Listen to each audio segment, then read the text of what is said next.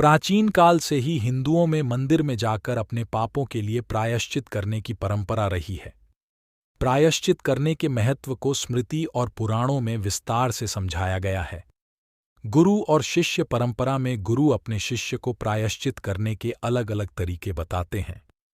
दूसरी ओर लाल किताब के अनुसार यदि व्यक्ति ने किसी भी प्रकार का पाप किया है तो उसे कम से कम 43 दिन नंगे पांव मंदिर जाकर अपने पापों क्षमा मांगने के बारे में हिदायत दी गई है।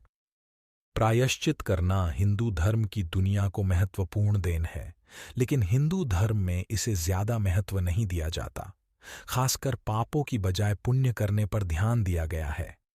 प्रायश्चित व्यक्ति के मन को निर्मल बनाता है, लेकिन कभी-कभी इसका बुरा असर भी होता है। व्यक्ति का मान कुलसित संकुचित हो जाता है और वह खुद को जीवन भर पापी ही समझता रहता है।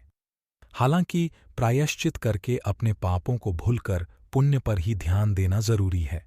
इसको लेकर जीवन भर अपराधबोध नहीं पालना चाहिए। प्रायश्चित करने के कई प्रकार हैं। दुष्कर्म के लिए प्रायश्चित करना तपस्या का एक दूसरा रूप है। ये मंदिर में देवता के समक्ष 108 बार साष्टांग प्रणाम, मंदिर के इर्द गिर्द चलते हुए साष्टांग प्रणाम और कावड़ी अर्थात वह तपस्या जो भगवान मुरुगन को अर्पित की जाती है, जैसे कृत्यों के माध्यम से की जाती है। मूलत अपने पापों की क्षमा भगवान शिव और वरुण देव से मांगी जाती है, क्योंकि क्षमा का अधिकार उनको ही है। प्राचीन काल में अपने किसी पाप का प्रायश्चित करने के लिए देवता, मनुष्य या भगवान अपने अपने तरीके से प्रायश्चित करते थे। जैसे त्रेता युग में भगवान राम ने रावण का वध किया, जो सभी वेद शास्त्रों का झांता होने के साथ साथ ब्राह्मण भी था। इस कारण उन्हें ब्रह्महत्या का दोष लगा था। इसके उपरांत उन्होंने कपाल मोचन तीर्थ में स्नान और तप किया था, जिसके चलते उन्होंने ब्रह्महत्या दोष से मुक्ति पाई थी। पाप की तीव्रता के अनुसार प्रायश्चित मंद से तीव्र स्वरूप का होता है। जैसे अनजाने में हुए पाप साधारणतः पश्चाताप होने से अथवा सबके समक्ष बताने से नष्ट हो जाते हैं, परंतु जानबूझकर किए गए पापों के लिए तीव्र स्वरूप का प्रायश्चित लेना चाहिए। प्रायश्चित करने के कुछ उदाहरण: तीर्थयात्रा पर जाना, दान करना, उपवास करना आदि। किस प्रकार के पाप के लिए कौन सा प्रायश्चित लेना चाहिए, इसकी विस्तृत जानकारी पुराणों में मिलती है। दंड का विधान: जब कोई व्यक्ति कोई सामान्य या घोर पाप या अपराध करता है और उसे करने के बाद वह पश्चाताप करना है या प्रायश्चित लेता है, तब उसके पाप क्षम्य हो जाते हैं। लेकिन यदि वह वही पाप या अपराध बार बार करता है कि तो फिर उसे दंड भुगतना ही होता है। दंड और प्रायश्चित में यह भेद है। अपने पाप का प्रायश्चित करने वाले व्यक्ति को पश्चाताप होता है। प्रायश्चित लेने वाला व्यक्ति अपनी प्रतिज्ञा से बंधा होता है।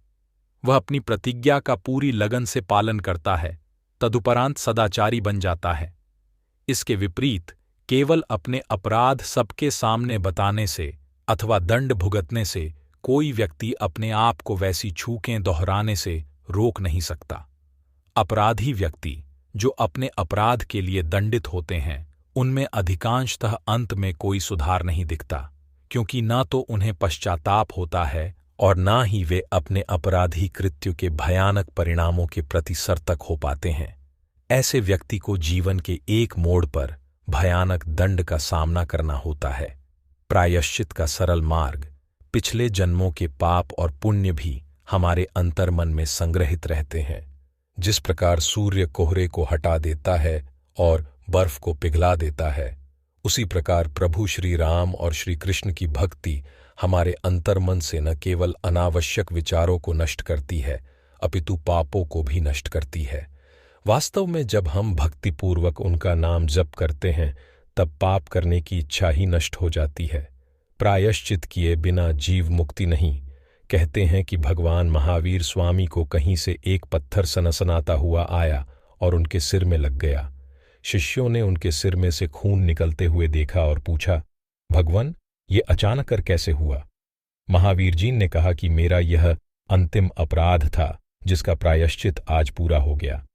मैंने किसी जन्म में एक व्यक्ति को पत्थर मारा था। ये पत्थर आज लौट कर आया है। अब मैं इस भार से भी मुक्ति हुआ। जैन धर्म में क्षमा पर्व प्रायश्चित करने का दिन है। दोनों ही धर्मों के इस नियम या परंपरा को ईसाई और मुस्लिम धर्म में भी शामिल किया गया है। ईसाई धर्म में इसे कन्फेसस और इस्लाम में कफ़ारा कहा जाता है। हालांकि ईसाई धर्म में कन्फेसस या कन्फेस को स्वीकार करना कहते हैं। ये प्रायश्चित का ही एक रूप है। श्री कृष्ण की यह बात अच्छी लगी हो तो आपको हमारे चैनल को लाइक और सब्सक्राइब करना चाहिए, जिससे आपका एक पाप कम हो सके।